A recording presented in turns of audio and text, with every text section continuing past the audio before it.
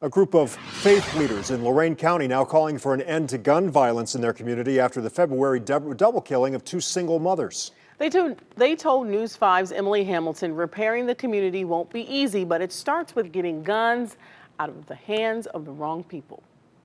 April Mills and Geronda Edwards, both in their late 20s, were ambushed and shot to death in a home invasion on February 13th, according to Lorain police. How in the world can you go to another human being's home without impunity and knock on their door and go in the door and shoot them? And their murders account for half of the homicides in the city of Lorain so far in 2021. We got to get to them guns, man, and get them off these streets, because if we don't, this stuff's going to continue happening. Pastor Charles Howard says he's exhausted from senseless killings in his community. I have done a total of 13 funerals this year, and 7 or 8 of them have been murders. Both faith-based leaders and city officials say while the number of homicides in the city have not skyrocketed in comparison to recent years,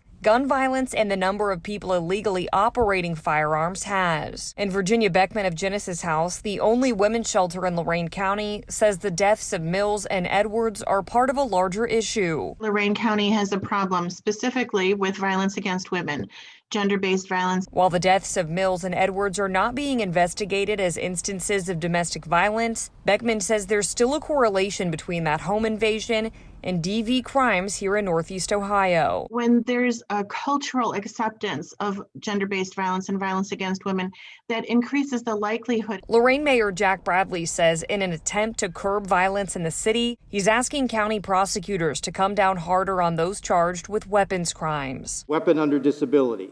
That's someone who has a felony who ends up with a firearm. We were looking at improper handling of firearm in a motor vehicle. We were talking about carrying a concealed weapon. The Interfaith Association says it will continue to partner with organizations like Genesis House to talk through gun violence, particularly against women and children.